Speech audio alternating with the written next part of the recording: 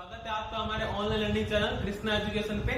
आज हम बात करने वाला है प्रश्नावली 16.4 के क्वेश्चन नंबर 12 के बारे में। इससे पहले के जो क्वेश्चन नंबर 11 तक है और इस प्रश्नावली 16.4 का जो हमारे पास में बेसिक है वो हमने पीछे के वीडियो में किए, उनके लिंक मैं आपको डिस्क्रिप्शन में और आई बटन पे प्रोवाइड करवा दूंगा। तो देखिए क्वेश्चन नंबर 12 में क्या कह रहा है। ये कहता है कि एक अर्धगोलाकार कटोरी की अंतः त्रिज्या 9 सेंटीमीटर है। इसमें भरे पानी को बेलनाकार बर्तन जिसका व्यास 3 सेंटीमीटर और ऊंचाई 4 सेंटीमीटर है में भरना है। पानी था आपके पास एक पात्र में, वो कैसा था, अर्धगोलाकार। आपको कुछ छोटे छोटे बर्तन दे दिए गए, उनमें आपको पानी भरना है। तो आपको बताना है कि कितने बर्तनों की आवश्यकता आपको होगी।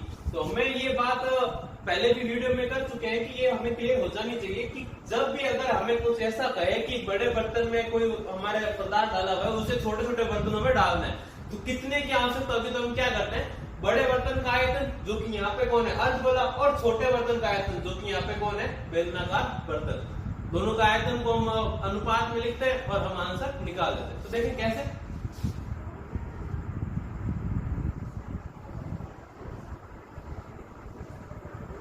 चूंकि अर्धगोलाकार कटोरे की त्रिज्या, अंत त्रिज्या का मतलब त्रिज्या से ही है, कितनी दे रखी है आपको, 9 सेंटीमीटर।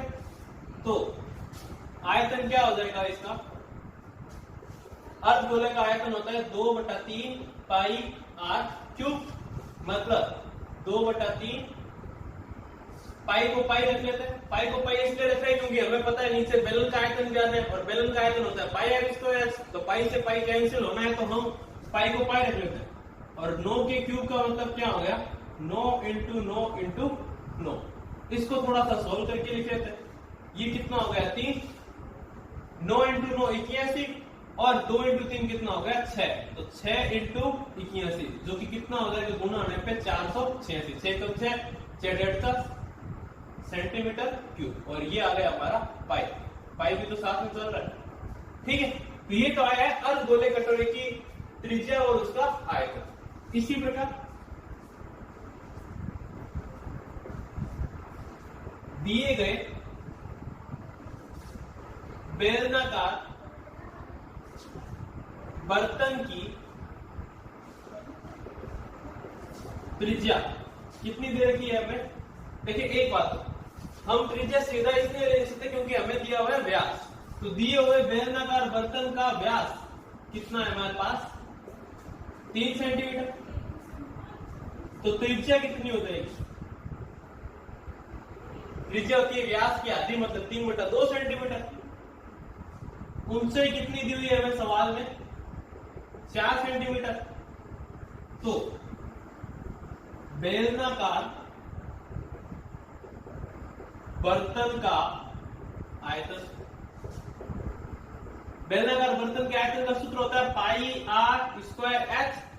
पाई पाई पड़ा है, r स्क्वायर का मतलब 3/2 इंटू 3/2 और h का मतलब हमें दिया हुआ है 4। ये होता है 2 इंटू 2 4, 2 4 से कटाया 2 और फिर से इसको कटाएंगे तो कितना आ गया, सिर्फ एक। तो ऊपर तो क्या बच गया, 3 इंटू 3 9, पाई का पाई, नीचे कुछ भी नहीं है। ये भी क्या आ गया, सेंटीमीटर क्यूब। ये है 486 पाई, ये है 9 पाई। हमें क्या करना है, भाग लिख देते हैं। चूंकि अर्धगोलाकार कटोरे का पानी बेलनाकार पात्रों में डाला जाता है, तो आवश्यक पात्रों की संख्या क्या होता है, n बराबर,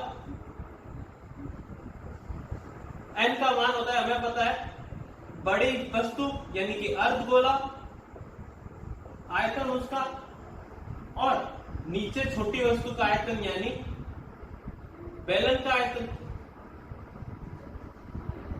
ठीक है। यहां देख लेते हैं। तो n बराबर अर्धगोले का आयतन कितना आया हमारे पास, 486 पाई। और बैलन का आयतन कितना है 9 पाई। पाई से पाई कैंसिल हो गया, भाग लेते हैं। सबसे पहले 5 बार 9 पंजे 45, 3 रह गया 36 हो गया, तो 9 चौक कितना होता है 36। तो हमें कितनी बेलनाकार शीशियों की आवश्यकता होगी? हमें 54 बेलनाकार शीशियों की आवश्यकता होगी। ठीक है, ये हो जाता है हमारे क्वेश्चन नंबर 12। आगे देखते हैं। देखिए अगला क्वेश्चन है क्वेश्चन नंबर 13। तो ये क्या कह रहा है? एक गोले का व्यास 0.7 सेंटीमीटर है। देखिए गोले का व्यास दिया हुआ है, मतलब हमें सबसे पहले तो क्या करना पड़ेगा? त्रिज्या फाइंड आउट करनी पड़ेगी। तो गोले का व्यास कितना दिया हुआ है? 0.7 सेंटीमीटर। तो त्रिज्या कितनी हो जाएगी? 0.7 बटा 2। हल कर लेते हैं इसको। 7 का मतलब 7 या 6, 2 तिया 6 हो जाता है। 1 रह गया, वो कितना हो गया 10। तो कितना हो गया 2 पंजे 10 सेंटीमीटर। तो 0.7 बटा 2 क्या हो गया? 0.35 सेंटीमीटर।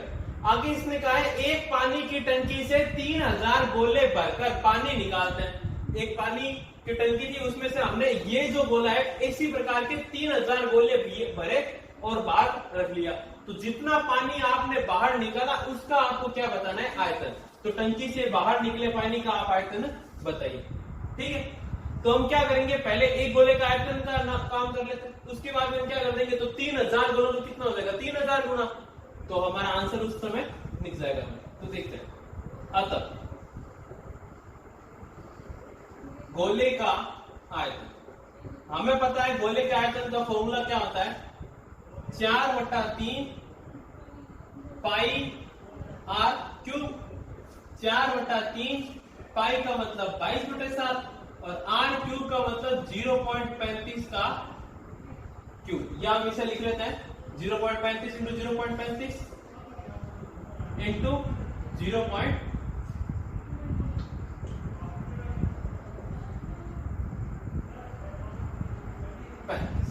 ठीक है, अब देखिए हम चाहे तो इसको यहीं पे सोल्व कर सकते हैं, लेकिन हम इसको यहाँ पे सोल्व नहीं करने वाले, क्योंकि ये तो है एक गोले का आयतन, हमें निकालना है 3000 गोले का। तो पहले 3000 के अभी अपनी जो संख्या आनी है उसको लिख देते हैं, फिर साथ में कर लेंगे। अतः 3000 गोलों का आयतन वो क्या हो जाएगा? 3000 एक गोले के आयतन की गुणा में, तो एक गोले का आयतन कितना था? 4/3 22/7 0.35 0.35 0.35। ठीक है, अब देखिए पॉइंट दिक्कत ना था, इसलिए हम क्या कर रहे हैं? पॉइंट को हटा रहे हैं। 2 संख्या तक थी तो 100, यहां पे भी 100 और यहां पे भी कितना आ गया? आगे देखिए, सबसे पहले इस 3 से 3 को काटेंगे तो ऊपर कितना बच गया? 1000। ये 1 0 2 0 3 0 1 0 2 0 और 3 0 से कट गए। तो नीचे क्या क्या बच गया? देखिए पहले ऊपर का भी देख लेते हैं। 4 इंटू 22 इंटू 35 इंटू 35 इंटू 35 बट्टा में हमारे यहां तो बचा 7 और यहां 1 2 3 0, ये लीजिए 3 0। अब देखिए आगे भी हम क्या कर सकते हैं? ये 7 इंटू 5 कितना हो जाता है? 35। तो 7 इंटू 5 35 होता है, तो 35 कितने बार कट गया? 5 बार। ऊपर देखिए 4 इंटू 5 अगर हम कर लेते हैं तो ये हो जाता है हमारा 20, 22 का 22 पड़ा है, और ये 35 और 35 गुणा करेंगे तो कितना आ जाता है? 1225। भाई 35 का स्क्वायर तो लिखना है यहाँ पे, 35 का स्क्वायर कितना होता है? 1225। और नीचे क्या पड़ा है हमारा? 1000। तो गुणा कर लेते हैं किस किस की? 1225 इंटू 22, 2 पंजे 10 का 0, असल लगे 1, 2 दूनी 4 और 1 5, 2 दूनी 4, 2 एकम 2, सेम आ जाएगा संख्या। तो कितना बच गया? 0 5 5 और 4 9, 4 और 2 6 और 2। तो ये तो आया 1225 इंटू 22। अभी तक किसकी गुणा करनी बाकी है? 20 की। ये 1 0 से 1 0 तो घटा दिया, तो सिर्फ 2 की गुणा कर लेते हैं। तो 2 की गुणा करते हैं, 0 का 0, 2 पंजे कितना हो गया? 10 का 0, हासिल लग गई 1, 2 नहीं होता है 18, 18 और 1 हो गया 19, 19 का 9 हासिल लग गई 1, 2 छिंग होता है 12, 12 और 1 हो गया 13, हासिल लग गई 1, 2 दूनी 4, और एक कितना हो गया 5।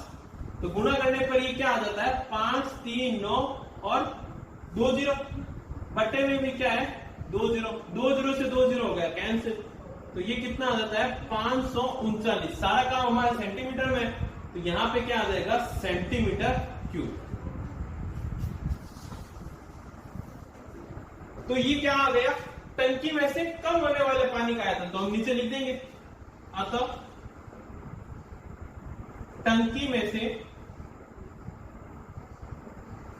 टंकी से कम होने वाले पानी का आयतन कितना मिल जाता है हमें 539 सेंटीमीटर क्यूब। ठीक है, तो ये क्या हो जाता है हमारा आंसर। तो इस प्रश्नावली के लास्ट सवाल की ओर बढ़ते हैं, देखते हैं वो सवाल। तो देखते हैं इस प्रश्नावली का लास्ट क्वेश्चन नंबर 14। तो वो क्या कह रहा है, एक खोखले अर्धगोलीय बर्तन का बाह्य व अंतः व्यास क्रमशः 43 व 41 सेंटीमीटर है। अर्धगोले का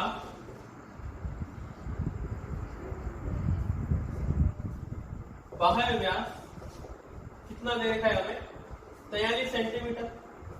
तो बाह्य त्रिज्या जो कि बड़ी त्रिज्या होती है उसको हम नाम देते हैं R1, वो कितनी हो जाएगी 43/2 यानी कि 21.5 सेंटीमीटर।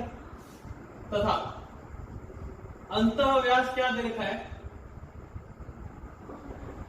42 सेंटीमीटर।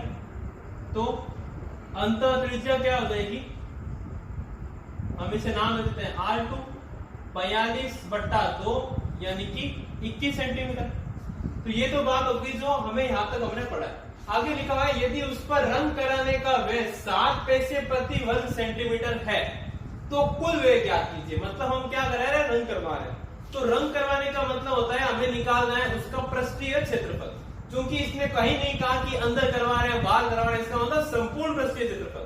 और ये अर्धगोला जो खोखला है इसमें 2 त्रिज्या मिल गई। अगर सिर्फ सामान्य अर्धगोले की बात करते तो उसका हमारे पास में क्षेत्रफल क्या हो जाता है संपूर्ण का 3πr²। लेकिन यहां बात कर रहे हैं खोखले की। तो खोखले में ये क्या हो जाता है, देखें हमारे पास में सीधा फॉर्मूला तो क्या हम लिख सकते हैं पाई ब्रैकेट में 3r1² और प्लस में r2²। ये तो हम सीधा लिख सकते हैं, लेकिन हमने किया क्या वो 1 सेकंड के लिए हम देख लेते हैं। तो ये हम अगर बात करें तो हमारा अर्धगोला जो होगा वो ऊपर से कुछ हमें ऐसा दिखाई देगा। और सामान्य तौर पर अर्धगोले को हम इस तरह से जानते हैं, ये हो जाती है उसकी त्रिज्या। लेकिन यहाँ बाहर की मोटाई कुछ और है, अंदर की मोटाई कुछ और है। तो इसको नाम दे दिया R2 और ये बाहर तक को नाम दे दिया R1। तो बाहर का जो क्षेत्रफल निकलेगा वो क्या हो जाएगा 2πr1², क्योंकि सिर्फ बाहर का निकल रहा है, इस ऊपर वाले क्षेत्रफल की बात नहीं हो रही है।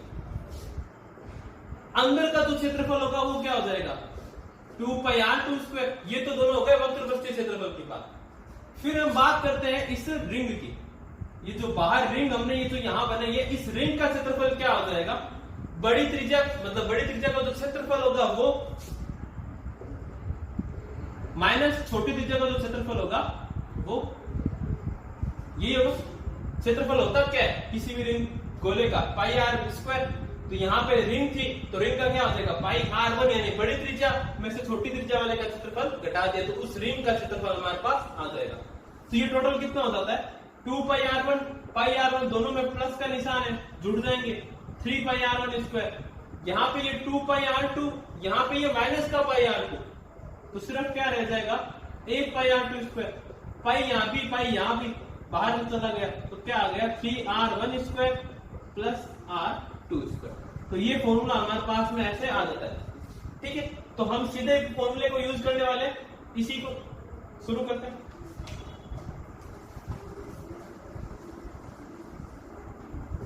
देखिए, क्योंकि हम जानते हैं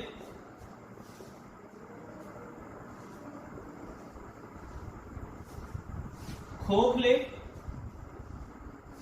अर्धगोले का संपूर्ण पृष्ठीय क्षेत्रफल। फॉर्मूला क्या है अभी बात की थी, पाई बाहर अंदर क्या आ जाता है 3r1² प्लस R2 स्क्वायर। ठीक है, आगे यहां से हम थोड़ा सा कैलकुलेशन के लिए जगह रख लेते हैं। 22/7 पाई का मतलब 3 का 3 R1 स्क्वायर यानी 21.5 का स्क्वायर प्लस R2 स्क्वायर यानी कि 21 का स्क्वायर 22/7 3 का 3। देखिए 21.5 इंटू 21.5 करना तो क्या हो जाएगा। शुरू करते हैं सबसे पहले 5 के पढ़े से इसको कर लेते हैं। 25 का 5 10 लगी 2, 5 से कम 5 और 2 7 और 5 दूनी 10 इंटू 1 से गुणा करते हैं तो ये 5 ये 1 और ये 2 इंटू 2 से गुणा करते हैं 5 दूनी 10 का 0 हासिल लगी 1, 2 1 कम 2 और 1 3 और 2 दूनी कितना हो गया 4। जोड़ लेते हैं 5 7 और 5 12 का 2 हासिल लगी 1 1 और 1 2। उसके बाद में 2 और 1 3 3 और 3 6 और ये क्या आ गया 4। 21.5 इंटू 21.5 किया था मतलब 2 पॉइंट पीछे से थे तो यहां पे ये क्या आ जाएगा 2 संख्याओं के बाद में पॉइंट तो 462.25। अभी भी हम क्या कर रहे हैं 3 को साथ में गुणा करवा के लिख लेते हैं तो क्या हो जाएगा ये 3 पंजे 15 का 5 हासिल लग गई 1 3 दूनी 6 और 1 7 पॉइंट 3 दूनी 6 3 सिंह 18 का 8 हासिल लग गई 1 3 चौक 12 और 1 कितना हो गया 13। तो यहां पूरे के लिए स्थान पे हम क्या लिख रहे हैं 1386.75। अब 21 का स्क्वायर 21 का स्क्वायर हमें सीधा ही मालूम है कितना होता है 441। ठीक है, आगे जोड़ लेते हैं हम इन्हें 22/7 इंटू 0.75 पीछे से पीछे जुड़ गया 0.75 क्योंकि यहाँ पे पॉइंट में 0 0। आगे 6 और 1 कितना हो गया 7 8 और 4 12 का 2 हासिल लग गई 1 4 और 3 7 और 1 8 और ये कितना आ गया 1 मतलब 1827.75।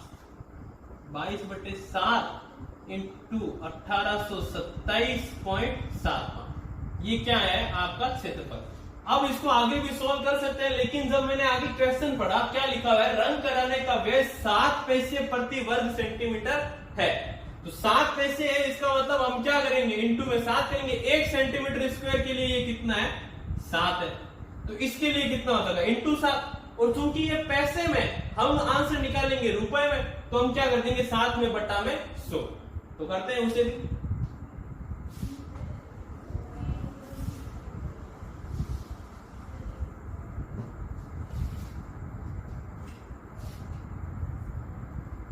प्रश्नानुसार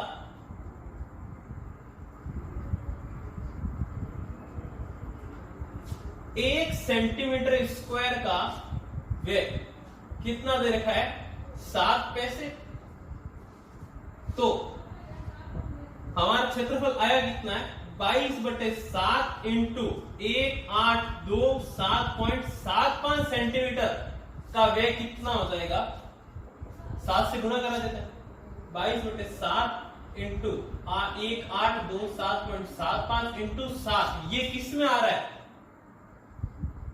पैसे में। ठीक है,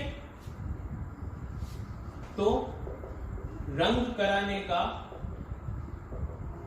कुल व्यय कितना हो रहा है आपका देखिए सबसे पहले 7 से 7 तो हो गया हमारा कैंसिल। ठीक है, बच क्या गया हमारे पास में 22 और 1 8 2 7.75। अभी भी ये आंसर किसमें चल रहा है हमारा पैसे में।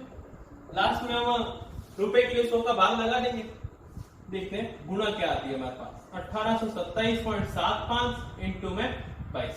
सबसे पहले 2 से गुणा करते हैं 2 पंजे 10 का 0 हासिल लग गई 1 7 दूनी 14 और 1 15 का 5 हासिल लग गई 1 7 दूनी 14 और 1 फिर से 15 का 5 हासिल लग गई 1 2 दूनी 4 और 1 5 8 दूनी 16 का 6 हासिल लग गई 1 2 1 कम 2 और 1 3 इंटू सेम संख्या से गुणा हो रही है तो सेम आपस आनी है संख्या, तो क्या हो जाता है, यहीं पे लिखते हैं 0 5, 5 और 5 10 का 0, हासिल लग गई 1, 5 और 5 10 और 1 11 का 1, हासिल लग गई 1, 6 और 5 11 और 1 12 का 2, हासिल लग गई 1, 6 और 3 9 और 1 10 का 0, हासिल लग गई 1। तो ये क्या आ जाता है 402, सॉरी पॉइंट कहां पे निकल गया यहाँ, हाँ तो ये कितना आ जाता है 40,210.50, 40,210.50 पैसे। ठीक है, अभी भी ये पैसे में इसको हम रुपए में चेंज कर देते हैं तो कितना हो जाएगा 402.10.50 बटा 100 पैसे, सॉरी रुपए। तो बेटे में कितना है 100 यानी 2 जीरो, तो पॉइंट को 2 संख्या आगे किसका देते हैं, तो ये कितना आ जाएगा 402.1050 रुपए। ठीक है, अब क्या करते हैं कि हमें चूंकि पॉइंट के बाद 2 ही संख्या लिखनी होती है, तो ये जो 50 है इसको हमारे पास लिखने के 2 तरीके, या तो आप 402.10 लिख के छोड़ सकते हैं या फिर आप 402.11 भी लिख सकते हैं, क्योंकि 50 को क्या है आप अपने हिसाब से जिस प्रकार का आंसर लाना होता है उस प्रकार से एडजस्ट कर सकते हैं। तो दोनों ही हमारे लिए क्या हो जाता है आंसर, वो भी किसमें रुपए में। ठीक है, तो हमारी प्रश्नावली 16.4 और साथ ही साथ पूरी प्रश्नावली 16 कंप्लीट हो जाती है। आपका वीडियो तक अंत तक रहने के लिए शुक्रिया। वीडियो को लाइक कीजिए, अगर कोई दिक्कत हो तो उसे कमेंट कीजिए और हमारे चैनल को सब्सक्राइब कीजिए। धन्यवाद।